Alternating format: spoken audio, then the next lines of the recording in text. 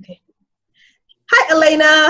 Welcome to the Rich Life Summit. I'm so excited to have you on. I've been looking forward to this interview since the very beginning, so I'm excited. Thank you. Me too. Sorry, I started talking over you because I'm excited too. Oh, that's okay. All right. So, Elena, let's jump right in. Yes. Can you tell me what living a rich life means to you? Oh, yes. Thank you. I love that word actually. Rich and delicious. I've been talking about that recently, so this is perfect. Living a rich life. Okay. So for me, living a rich life means I sort of get this sense of fullness where there's different categories in my life, different containers, if you will, and that's how I teach. That's how I look at my own life and process it. It feels like every container feels full, not in the same way. You can't give 100% to everything, right? But in the way that I choose to live my life, the containers that I'm prioritizing, and I see it sort of as rings, like my inner ring, which is my self-care, that's full. And the next level of time with my family, that's full. And then maybe the next level of me doing my self-care practices within my business community, that feels full. So to me, it feels like a fullness, not just full as in busy, but full in the way I want it to be full. And to me, that feels like living a rich life. Like I can prioritize what's most important to me, spend time on that, whether it's in my work, in my friendships, in my health and wellness, it's in my relationships, all of it.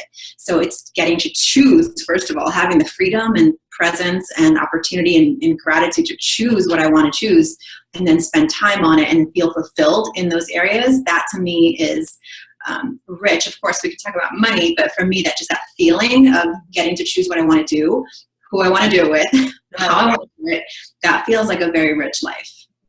Awesome. I love that intense definition. All right. But something that jumps out at me right away is the idea of the containers and the sort of concentric circles. I love those analogies. Yes. So, can you share a little bit about how you go about identifying what goes in those containers, and how do you define for yourself how full they need to be in order to sort of satisfy you? Such a brilliant question. So first and foremost, I believe you need to actually ask yourself good questions. So I think a lot of women, what happens is you sort of just go with what life delivers to you. And that's different from going with the flow and trusting the universe to provide. That's a very different kind of flow. What I'm talking about is being in a place of reacting to things as they come versus choosing to intentionally put your attention and intention into areas of your life. So I totally believe that if you put your attention on something, whatever you focus on will expand. So you have to be intentional about that.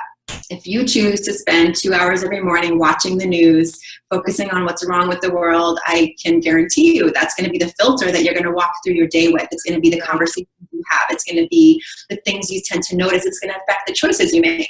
So the way you start your day, right? So for me, when I think about, and I redo this often, every time you go into a new phase of your life, when you become a parent or you get married or you start a business, it's going to shift your priorities. And so you have to sort of take some time to identify that. So for me right now, my self-care, my own wellness is always at the center. That never changes. But my time priorities do change. When I had a little baby, my time looked very different. Now I have a 10-year-old who's in school. I have different time. My priorities are different. So it's taking time with myself on a regular basis to ask myself, okay, am I really taking time to nourish my inner rings, which is me and my self-care practices, which go very deep. From there, I have to acknowledge, if that's good, if my inner world of my son and my husband and spending time together, if those are solid, that feels like a solid foundation. Then the next level will be friends and acquaintances. Am I spending time with friends? I had to ask myself those questions. Mm-hmm. Wait a minute, it's been a month since I've seen my friend or had dinner with her. That doesn't feel right. Let me see what I need to reprioritize to make that happen. So again, it's where you're putting your attention and your intention. Now there are seasons in my life and my business, for example, when I'm in a launch mode or I'm creating a new content or I'm deciding to write for a book that I want to do, I have to reprioritize my schedule a little bit. So I might spend a little bit more time doing intentional writing sessions every day, or I might, not decide to say yes to an interview or a teaching at a retreat. I have to have something to filter what's coming at me through. And as long as I have my priorities and my containers solid, I can say, thank you for that opportunity, but it doesn't fit in my schedule right now. Can you ask me again in 6 months? If I don't have that and I start saying yes to everything that comes, which I know that firsthand because I've done it. Yeah, All of a sudden, your to-do list starts to get really, really long and you're not even sure why. And then all of a sudden you find yourself not even wanting to look at it because it's so convoluted. It's not prioritized. You have no idea what you're doing, and then that's where the overwhelm comes. Like all of a sudden, everything just seems to be calling on your attention at the same time. You have no way to filter or prioritize. And you're stuck. You're like paralyzed literally because you're not getting nourished. You're not prioritizing. Everything just seems to be happening at once. So you just stop, which is a human thing, right? Like you're just exactly. Yeah. Right. Yeah. And so at that point, when you get to overwhelm, well, that's kind of clear to see and to feel because you feel it in your body and your life kind of looks sort of chaotic. But prior to that, how do you catch yourself when something is out of whack so that before it gets to that place where you need to like step away and refill all the buckets? Great question. So this is where what I teach really comes into play because what I teach is what I live, right? So within my memberships community with the Divine Self-Care Circle, there's 3 main anchors. Like there's topics every single month and there's guest experts every single month. We have a lot of fun, like divine sexuality and relationships and time management, all those cool things that sort of are in the compass of finding your true north and self-care. But when it comes to what we do all year long, every day there's 3 main anchors. And these 3 main anchors are what really help me to stay centered and grounded and on track. Not always, I do get off track, but I have to come back to it. I come back to it. It's a practice. So the 3 anchors are creating a dream calendar. So at the beginning of the journey, we all take a pause, and we do this throughout the year, is we look at the entire picture. And it's almost like, when you've had something come up in your life and all of a sudden it overlaps with something really meaningful in your personal life, like it's business, and something like, oh my God, it's so-and-so's birthday and I really have this thing. And all of a sudden you find yourself torn between picking. So take all of that away at the beginning of the year, the process, we lay the foundation. The first layer, the most important layer, is you put yourself on that calendar first. All of the most important birthdays. If you have kids with a calendar, you need to put that on because I can't have the same schedule in the summer as I do, during the fall and spring. So I layer all of that on there. I layer school holidays. I layer my mom's birthday, everyone. I layer times at my own personal retreats because those are non-negotiable. So I put all those things on first. That way, now I've done this, I have not done this certain years, in the past where all of a sudden I'm like having to choose between these 2 really important things. So that's the first thing. Layer your calendar with what is most important first. That's the first anchor we put on. And then you set those other intentions, like the business things come second in my life. And then the third things are like things that come up. So I like to leave room for things that come up. I also leave a lot of white space on my calendar because that's where the creativity and I'm just going to walk around town today and I have no idea why, or I'm just going to spend today, not doing anything and just letting my mind rest. Like I leave space on the calendar and those are non-negotiable as well. So, but then of course life happens. Things come up, kids get sick. So I have wiggle room in my calendar too, plus my priorities. The second anchor is to have a magic morning practice. That's what I call it, because the way you start your day is the way you show up in the world to everything. And it's true whether you do it like at 5 in the morning or at 9 in the morning. It's how that first hour of your day is going to set the tone, the energy, the intentions, the actions for that day. Now you can read a bunch of time management books, and they're all going to tell you that the way you start it, like knowing what you're going to do, is really, really high ratio of success in terms of building something over time. Now, of course, I have mornings where I don't do any of it. I just sort of sleep in and that's it. So those are important too. But most days I have my 3 elements of my morning practice. My mind, body, spirit are accounted for. I set my intention. I move my body. I connect with that inner part of myself that knows, that allows me to trust. That's the second thing. And the third anchor is embodiment. So I know you'll identify with this because everyone does. We spend a lot of time in our head, so much time trying to figure things out and strategize and the right tools and the right support and all of it. And then we forget that we actually do exist from the next below. Right. So, and that's so much wisdom. Like we are ancient beings, like created out of the cells and, elements of ancient time. Like we can actually connect We can take a breath. We can feel our body. We can see when our body's telling us it's time to rest. Like my body literally will say, stop, it's time to lay down. Like I can hear it that clearly. And that goes with so many other pieces about like learning what your yes is, what your no is. You can access the wisdom of your body. So the third anchor is embodiment and movement and that stuckness, that overwhelm. We feel it in here. If we can learn to bring it down and like move it and dance it out and stomp it out and take a walk and go to yoga or whatever it is for you, you know, you can move things much more easily and get into this rhythm of, okay, I don't know here, but I know I'm going to process. I'm going to let myself feel what I feel and move it through. So with those three anchors, that's my comeback. Like that's how I'm able to keep going and be resilient and be confident and like not shaken, you know, by things that happen. So that's those three anchors, I would say, are the foundational practices that I teach and that I live that allow me to keep going. Awesome. I love those practices. Go ahead, Elena. All right. So these things keep, they keep sort of on a level. Let's use that word for want of a better word right now. So they keep you sort of level. But then let's assume you're going along in business. Business is sort of unpredictable. Anything can happen pretty much at any time. You try to plan for it the best you can, but sometimes things hit you harder than others.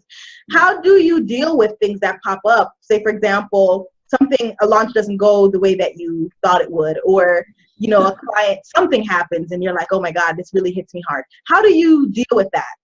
Yeah, I think that's where learning the power of the pivot becomes very important. It's important whether you're a multi-billion-dollar corporation, and it's important whether you're a solo entrepreneur, you know, like I am. It's about doing everything you can. Now, I mean, to a certain extent, you can say like anything will happen any day. And what can I do to help create processes and systems in my business that I know things will be running, like a consistent, you know, money date where I check in with my money, where my team knows if I'm working with someone on a project or long term, a check-in with them so that there's clarity and that there's communication. I mean, I spent a decade in the corporate world too, and it's as important there to be willing. Like I remember times where I was a corporate trainer and I would develop curriculum and I would travel and teach it. There's times where I'm like fully in a project and I would get pulled out to say, oh, we need you to go teach this thing in, you know, Indianapolis for a week. I'm like, okay, well, let's talk about that.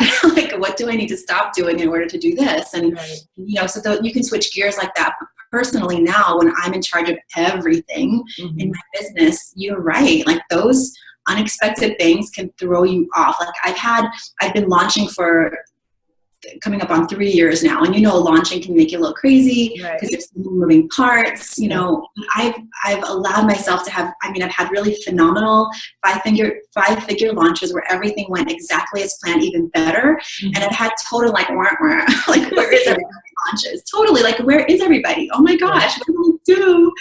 And I've learned as much from the really successful launches as I have from the ones that literally was like, where is everyone? Why isn't anyone coming? And so I have a process where I step back. I have my mastermind sisters that I connect with. I have an amazing mentor who he is just like, we share a great philosophy. So there's a really great place that I can go and say, okay, I tried this and this and this. And he can be like, well, what about this? Have you thought about, oh, right, I didn't do that piece of it. Or so I can learn about my own process. How can I make it better? Not in a punishing way or a self-judgment way, but saying like, this is a business and I'm learning and I'm still like in my infancy of my business. You know, it's a 3-year-old online brand right now. I've been doing other things before, but this particular membership site and what I'm doing is like 3 years old. So I'm learning. I'm giving myself time to grow. Just like I watched my son go from, you know, laying down to sitting down to crawling to walking to running to wakeboarding, right? You don't go straight from laying down to wakeboarding. So I have 7-8-figure business dreams, but I'm not going to go. Maybe I can, who knows, right? Maybe Oprah will like be like, you're the one. Exactly. No, that's all possible. I leave it is possible. Totally leave room for magic, but I have to show up every day. And, you know, being a mom, business owner, leader, like there's times where like a couple weeks ago, my son got sick everything gets put on hold. So it depends on, I think most importantly, by doing those foundational practices, those anchors that I talked about, it allows you to be present for yourself and for the situation and pivot in a way that still reflects your priorities. So instead of not knowing what to do and feeling even more overwhelmed, you can step back and say, okay, what's most important now? And it's my business and I get to decide. Yeah, awesome. Right. So this interview is going totally different than other interviews, and I love it. It's beautiful. But so I want to swing a little bit. Well, no, we're not going to swing yet. But you talked about your mentor's philosophy of life, right? Or philosophy of work, or just philosophy. Can you share what the philosophy is, what your philosophy is to work or to life or to creating that balance between both of them? Yeah, it's really about rewriting that story that you have to hustle every minute of the day in order to make business grow. I'm like the anti-hustle. Now, that's not to say that I don't love the work. Like when I'm in a project, I'm in flow. To someone else, that might look like hustle, but to me, I'm in my element. Like I'm doing my thing, right? Like I'm doing interviews and I love it. I love posting in social media. Someone else, that might seem like terrible. Like I don't want to do that. So for me, the philosophy is really about, it can be easy and it can be fun. It doesn't mean that you're laying on the beach all day, but it means that you're choosing mindfully those things that you want to put your attention and intention to, and that everything else, you build a team around you, you bring processes around you, where I love the fact that I can go away on a retreat for 4 or 5 days, do my thing, and my current like team sweetheart, she's got it covered because we have the communication. So if I get an email, something's not working, I can send it to her. So it's allowing yourself to get support. It's allowing yourself to make it easy. Like, the mentors that I tend to align with tend to have the similar philosophy that I do not have to wake up at 6 and go to sleep at midnight every day and think about work the whole time. It's completely opposite. My inspiration, my flow comes from my play time, my pleasure time, my time off time. And then I can focus, like a laser beam on what I'm doing and get it done. And without feeling like I have to, like, I'm not assuming burnout is part of the process. I'm not assuming that overwhelm is part of the process. I'm assuming that, how can I make this easier? How can I make this more fun? I will do the work that I choose to do it my way. So those are the philosophies I tend to align with. So my mentors won't tell me, okay, you have to do A, B, C, D, or then it won't happen. They'll say, okay, well, let's figure out your route to E. How does that get there? How do we find your way so that you're resonating with the people that you need to resonate with? Because I teach self-care, right? It's not exactly a business strategy yet. I do coach women on business, and we do talk about strategy through the lens of creating that priority, that concentric circle of what's in the middle, and really asking about the strategy then after that. Awesome, good. So, Elena, how did you come to this work? Through my own personal experience of burnout and overwhelm. Truly, I started in the corporate world, and I was also starting my coaching business at the same time, both coaching in the company and also coaching outside the company, doing the certification and all of that, which meant that I was working a lot, right? So I would go to networking meetings and do all of that, and that was going on for a long time, and I would consistently get sick over time, so my body was not the happiest when I was in that flow over that time period. And I didn't really recognize it in the moment. Like you get a lot of social pats on the back for the working really hard. You get a lot of oh my gosh, my vacation is coming and I'm going to get to do that thing. And then you come back to work and you hustle. There's a lot of social validation around that. Right.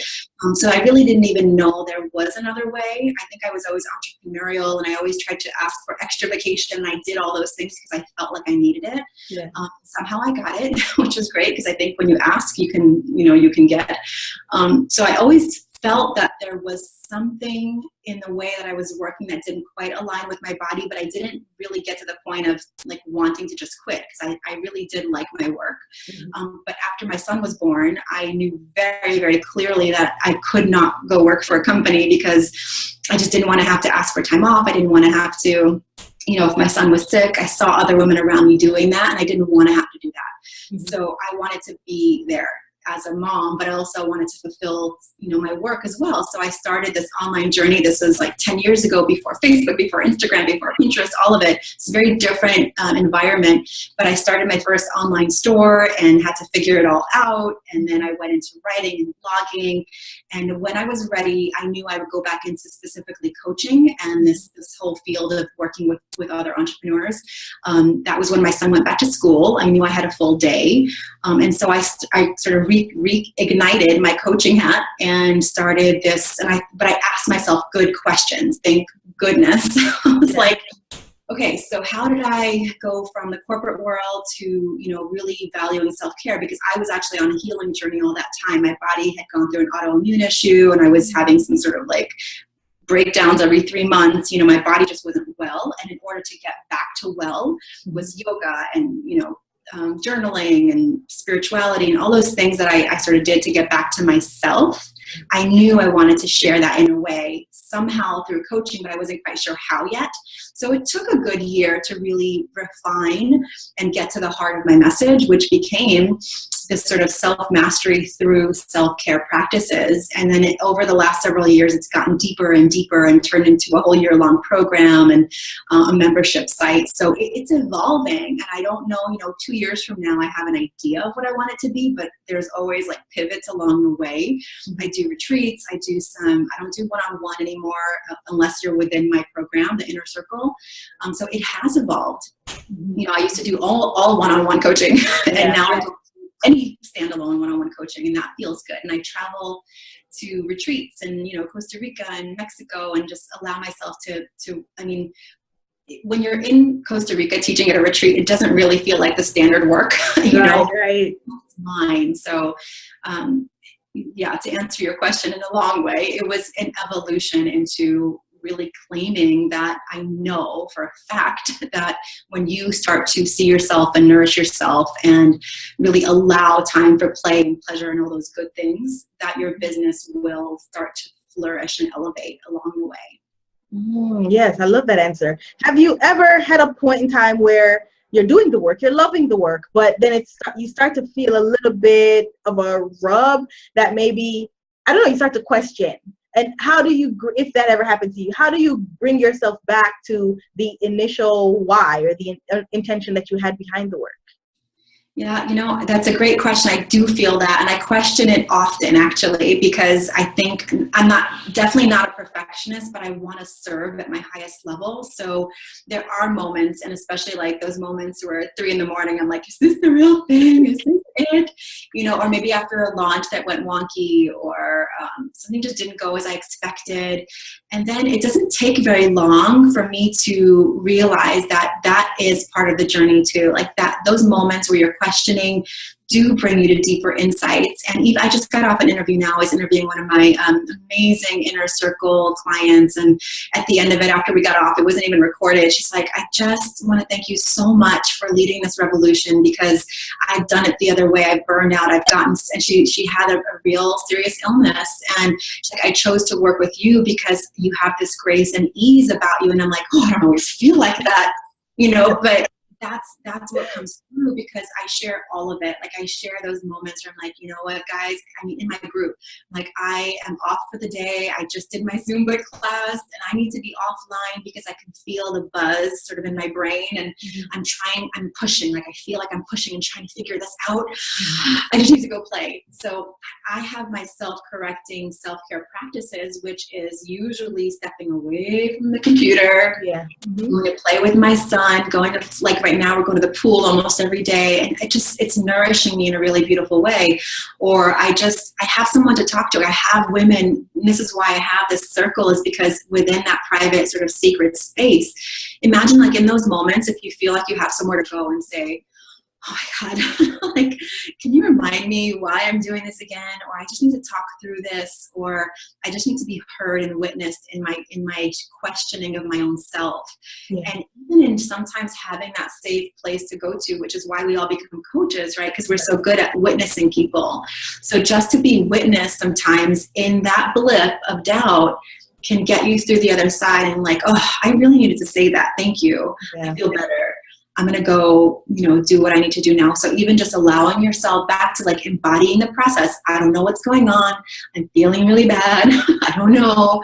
Let's, bring it down to maybe I need to go for a walk. Let me go talk with someone. Maybe I just need to lay flat on my floor for 10 minutes and let my nervous system settle. Because how many women, I don't know, in my world, so many women come to me when they're just tired of being tired. They have adrenal burnout and fatigue. They have autoimmune issues. They don't even know, like you said at the beginning, they don't even know what they don't know, or they don't even know how to choose anymore. Like, who am I now? And that's when a lot of women step into my world, and then they're like, full permission granted to just slow it down. And so I think that's, for me, I just use my tools. We have a lot of tools that I share, from meditation to all those, to nature and all those kind of things. But there's things that I do that help me come back to the present. And what is, again, back to my circle, what's most important? My family, my wellness, my health, my relationships. Okay, how are those doing? If those are doing good, I can have the gratitude to walk through everything else. If those are wonky and they're not doing well, I need to come back, right? So many entrepreneurs spend so much time out here building that business, and they don't take time to meet with their girlfriends or have a good conversation with their partner, or take time for that bath. And then all of a sudden this inner ring is all like, rah, and that inner ring does get affected. It will ripple out, and all of a sudden business is not working. But then if you can come back in and say, okay, what do I need? I need to take a bath. I need to take a walk. I need to exercise. My body's feeling not so strong anymore. I need to have some good sex. I need to have a good conversation. Right. You can start doing that. Then it's like, whew, okay, perspective shifted. I get it. That's the core, the core of managing your energy and your priorities and what I teach. Right. Oh, that's awesome. Right. So all of those good principles and good practices that you have are amazing, right? And helpful. They have their purpose. But what does that look like in a day-to-day, like, sort of structure? Yeah, brilliant question. So when I look at my day, it's based on my year, right? So it's like year, quarter, month, week, day. So my day, it has some random allowance in it, but usually my day is pretty structured. So when I look at the container of my week, I have to see, like, okay, which days are my client days? What days are my self-care days? Where does my workout time go? Where does my play time go? So I'm pretty clear. So I'll give you a week container, because just looking at one day doesn't give you the whole picture. So if I look from a Monday to Sunday, I know that, like, right now it's a little shifting because it's summertime. So, but say during a typical school year during the week, Monday from 9:30 to 1 are my phone client calls. I have some inner circle kind of calls, maybe recording videos. I'm in right here in my office from 9:30 till about 12:30, and then I get lunch on Monday, Tuesday, Wednesday. Before that, every day when I wake up, my son gets to school, I do my mind, body, spirit practice, which can take anywhere from 30 to 60 minutes. I might go for a walk, listen to something inspirational like a podcast. I sit down to eat my breakfast, and I have my coffee and my water, and then I arrive at my desk ready to go. So 9:30 to about 12:30 or 1, Monday, Tuesday, Wednesday. Thursdays are generally my self-care day. I go to a Zumba class because I love that. I love to dance. Like, dancing is just my juice, And then I usually leave it wide open. I mean, every week, wide open. So that could look like meeting my husband for lunch, because he has a different schedule too. It might mean meeting a friend. It might mean just like, sometimes I literally be like, what do I want to do now? I don't know. Let's walk this way. Like, give myself, because I mean, to create a space where you don't know is actually a little challenging for people who like control, like me. So I challenge myself. I turn off my phone, and I just literally will, like, where do I want to turn, left or right? Left or right? I'll do that for several hours. Then I'll have a beautiful meal, maybe meet my husband. So I give myself that spaciousness. On Fridays, my son has half a day of school. So usually I'll have like a date day breakfast with my husband, and then we'll go pick him up, and then the family time for the weekend starts. I used to schedule coaching calls anytime, really, like Sunday afternoon if they needed it, or Friday morning. And I found myself starting to resent that it was pulling away from my precious family time. And so now I'm very, very clear. Like, no, like, I've built my calendar in Acuity. So if you were going to go and try to book a session with me, it would only be available Monday, Tuesday, Wednesday, 9:30, 12:30. If nothing's available this week, I'm sorry, but you're going to have to wait till next week. Right. I make some allowances for the women in my inner circle because I do have a woman in New Zealand and I have a woman in Australia. So like I do make some allowances for that because I want to serve and I want to meet them where they are. And I do want to have international women in my group. So sometimes I will like rock that schedule a little bit, but it's my choice and it's mindfully done around other things. So that's what a typical week looks like. So day to day, it might look a little different, but I look at it as an entire week. And then I know when to pop things in, interviews and maybe some writing time or whatever else. My mastermind calls, you know, right now, my first half of my day, right now for the last year actually has been my personal mastermind that I'm in every Monday. So we start our week like bringing minds together, doing some strategy, planning, collaborating. That's a phenomenal way to start my week. It hasn't always been that way, but I'm really loving it. And I highly recommend some sort of like consistent meeting of minds with women who are, men or women, you know, but something where you can just like connect and like figure things out together and get some reflection. And then my week feels phenomenal after that. Oh, awesome. Awesome. Okay, great. So you mastermind and work with and mentor lots of women entrepreneurs, and just women in general. What do you see as one thing that keeps a lot of women stuck and really not taking care of themselves or creating that meaning that they need in their lives? Yeah, I think there's two things, if that's okay. One, I think I sort of mentioned that before, is really giving yourself permission to claim that your wellness and your centeredness and your confidence comes from you really taking time to be with yourself and like really adopting self-care and self-love and self-mastery as a thing. Like this is a real thing. Yeah. I do take that bath at the end of the day to download and to like integrate. So allowing yourself that, yes, I can make self-care part of my life. Yeah. And then the other thing that I'm starting to see is that women do so well when they're in circle with other women. Sorry. When women are in circle together, we can change the world. Really, it's revolutionary. So, you know, if you can, it's both, right? It's you alone standing well taken care of is revolutionary already. Like I'm going to take care of me as the source of all things.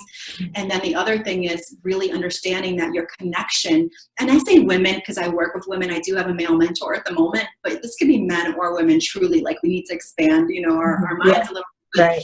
The world that I work in right now just happens to be a lot of women. So if you are not connected to a circle of women, I would say make that a priority, like really getting connected to like-minded women who are moving in the right direction, are positive, are lifting you up, and then you can do the same for them. You can exponentially build your business, really experience things that alone might have taken you a lot longer to do.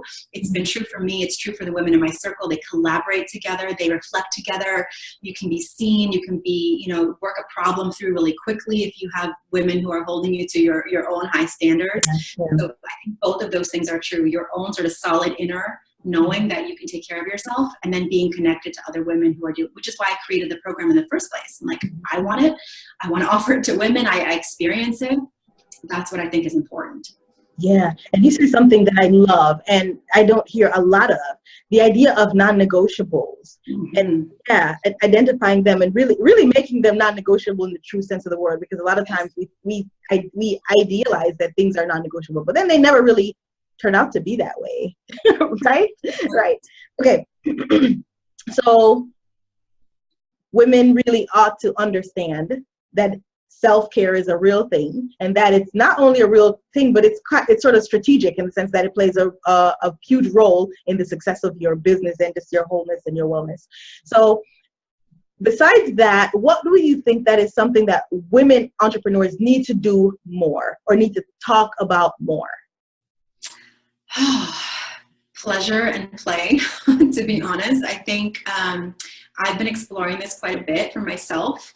The more I can start asking myself what I like, what I enjoy, what my preferences are, it translates into making decisions in my business in a huge way. So when it's about, you know, allowing yourself to receive pleasure too, really allowing yourself to receive money in your business. It's a big connection. It's a whole other interview, which I've had before, like that conversation around allowing yourself to give and receive in your personal life, the connection to allowing yourself to give and receive in your business. Mm-hmm. And the more that I've seen women really value that the way they feel affects the resonance that they have in their life, within their relationships, but then with their clients or on video. You see someone, you're like, wow, what is she having? Like, what does she look so happy for? What's going on in her life? And you have that conversation, you're like, wow, I didn't know that. You get massages every week, and you have this phenomenal, really interesting sex life, and you make that a priority. And you know, like, I think a woman in her power, in her body, connected, has nothing to do with weight or size or anything. A woman who is in her body and enjoying the experience of being in her body, when she presses record to shoot her sales video, I guarantee you that energy, like I have my clients who come in, I ask them, what was it? You know, how did you get here? They're like, I just saw that video. I've been watching you for years. And one day I'm like, I just want what she's having. And I want to know. Literally, like, that's what people say to me. I want what she's having, and I want to know how she does it. And that's where we start. So if you can get to that place of trusting that you giving yourself what you need so deeply, including sleep and play and pleasure and divine food and experiences and retreats, all those things that you're craving, it's so important. It is a strategy for your business, for sure. Yeah, definitely. All right. Self-care as a business strategy. I totally love it. So women need to focus more on taking care of themselves and seeing the place that really being accountable for themselves and for their wholeness and their wellness fits in that place. All right. So let's talk about practices and tricks and tools. Yes. Tips, say not tricks. All right. So can you share a practice that you feel is really invaluable that most, if not all, female entrepreneurs should use or should do? Yes. So I'm going to hesitate going into the whole magic morning practice. I can send you a link and they can go to that. That's something I share in a free video. So I can share that. But one thing that I've been playing with lately, which I think is phenomenal, is my husband and I joke around, like when we don't have enough time together, we're like, ooh, we're going to have a micro date in the kitchen right now. And I thought, what if you could do the same thing with self-care? Like, what if you, instead of waiting for that entire day or afternoon, because it's taken me a while to give myself permission for an entire day of self-care every single week. So, and I understand that not everyone has that luxury at the moment, or maybe they haven't claimed it yet. So it's something you can do right now is do like a little micro self-care moment. And so that could look like in the middle of your workday, even if you're working in a company, but wherever you are, you could take 5 minutes to say, these next 5 minutes, I'm going to leave my phone behind. I'm going to go either be somewhere in nature, because nature has been proven scientifically over and over and over again to reset your brain, reset your nervous system. If you can just go be near a tree, like even if you live in New York City, I grew up there, there's nature all around. You just have to find it a little bit, you know? So even if you're, like literally, I love laying flat on the floor and I set a timer for 10 minutes and that resets my entire nervous system literally. And it's shown like you can lie flat, make sure you're getting enough water. Like what would I do? Ask yourself the question. If I can insert little micro bits of self-care throughout my day, what would that look like? Maybe it's calling a friend who really, don't call a friend and talk about problems. Like someone, like if you follow law of attraction at all, there's something called the rampage of like a gratitude rampage, where you go and say what you're thankful for. Maybe just sit and write out a list of what you're grateful for. Maybe you just sit and have a cup of tea and do nothing, or whatever that looks like for you. So I would say if you can start inserting little bits of micro self-care, but then don't just leave it at that. Start noticing that when you come back, notice if it changes, because mindset is everything, right? It's the mindset that you bring to whatever you do. So start noticing if that little micro bit of self-care shifted your mindset at all into that next thing that you do. And if it did, okay, well, how can I add more intentional self-care into my business day? So just a little micro self-care, nothing too big, 5 minutes, we can all do it, you're worth it. So I would say that would be a great place to start if you're thinking like, I wonder if, a little bit of self-care, the ROI of self-care is going to be higher than I think it is. So let's just play with that. Right. I love that. Awesome. Okay, cool. Books. Do you have any books that you feel like are must-reads? Yes, I do. I do have lots and lots of books, but the one I actually have a whole list of them on my resources page, or it's called Things I Like. So you can go there. But the one that I recommend to all of the women who enter my circle before they do anything is to read. It's a short book. I think you'll appreciate this one, actually. It's by Gay Hendricks, called The Big Leap. Yes. And the reason that I like it so much, he's phenomenal. He's so spiritual and amazing. And I love his story and his wife and all of it. I love it. I'm a huge fan. Mm-hmm. But the thing that transformed for me when I read it, I think it was 2 summers ago, was I remember laying on my deck in the sun. I'm like, oh, this is so good. This is so good. Because what happens is, for so many women, there's a self-sabotage streak that happens, and it's so pervasive, and it's so mean to yourself to think about that way. So he helped me to reframe self-sabotage into the upper limit problem. So I'm like, oh, wait a minute. I'm not trying to hurt myself. I just hit my own little wall. Right. Like, in the box, how can I take myself through this? Where like how much happiness can I tolerate? How much joy can I tolerate? How much money am I tolerating? Like, right. So then I felt like it flipped the paradigm to help me recognize when I am upper limiting. So it gives you a new language to use. It gives you a new paradigm to see. So with the women, when they're hitting that wall, I'm like, well, let's talk about this. Is this an upper limit thing? I'm like, oh, maybe, let's talk about that. So it really gives you a common language. So if you were to read one book today that would change things, I would say Big Leap is definitely one of those books. I second that. Awesome. Do you have another book? Yeah, one that I recommend quite a bit, and it took me several years, and I'm still going through it, is The Artist's Way by Julia Cameron. And I feel like if you can see your business as an art, and she gives you specific practices, and I've adapted the morning pages to our magic. It's one of the 3 steps that I teach with my magic morning, and I always give her full credit because it's not my idea. Right. I've always journaled since I was like 10, but specifically in the morning as a practice in this way, totally hers. I love it. So Julia Cameron, The Artist's Way, if you literally flip open to almost any chapter, there's a great exercise in it. She talks about the artist date, which I adapted into my own self-care dates, which have become a whole day now. So I've taken a lot of her brilliant teachings and really seen them through the lens of self-care. And I'm not done yet. There's more in the book that I still have to I keep coming back to. So it's one of those classic sort of books on your shelf that you get drawn to every once in a while. So that's the number 2. Yes, I totally agree. And I'm rereading it right now myself. So, and I'm morning paging as well. So I'm like, yes, this is awesome. Okay. Tools. What tool do you use, or do you recommend that other women use to sort of center themselves, create some structure in their lives, and help with that self-care piece? Well, definitely I want everyone to go through my dream calendar workshop.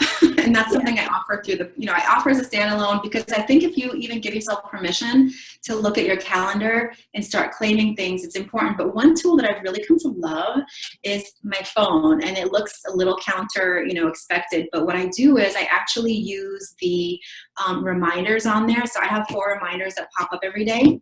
The first thing is to get my mindset straight in the morning, and every single day it comes up. When it bings, my son even says it out loud because I've been doing it for so long.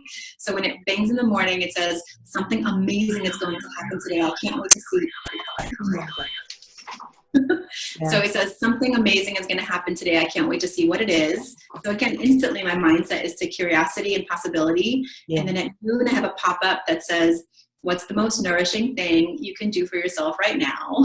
And so usually I'm like, oh, I can go and sit down and have some lunch or go for a walk. So it's like a mindset thing that you're developing, because our brains will shift over time if you do the same thing over and over. It's building a habit.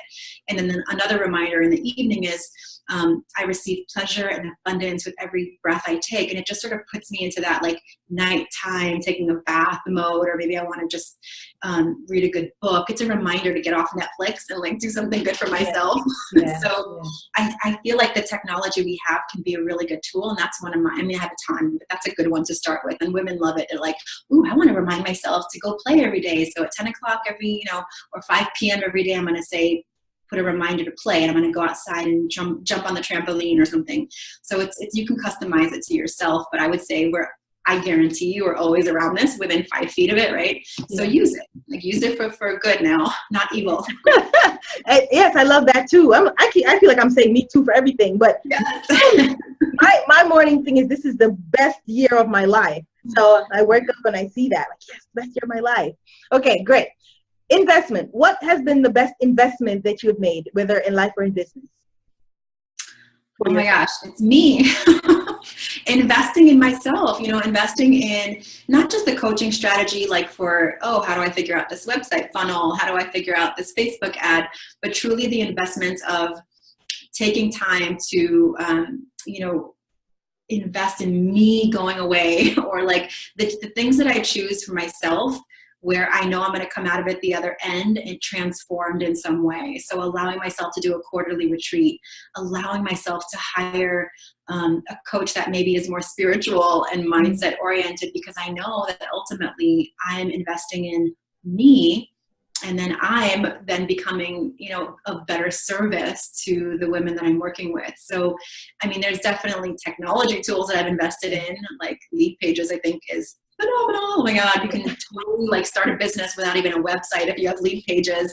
Right. The lighting I have in front of my camera right now, like those are phenomenal physical tools, but truly the investments that I made with me, the time, the energy, the questions that I ask myself, that really pays off in huge dividends over time, right? Yeah. In huge ways.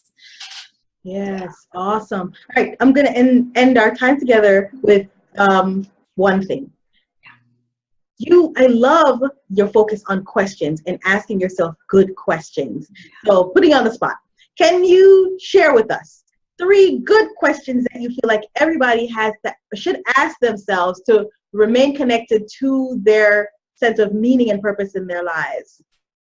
Yeah, and I think it's even better to take it a step further and ask, like, maybe my questions aren't the same, but I've taken time to figure out how I want to feel in my business every day. So literally on my wall, it says, how can this be easier? How can this be more fun? And I can't tell you how many times I've been in that moment of just like, oh my God, I don't know how to do this right now. And I look at it, I'm like, okay, how can this be easier?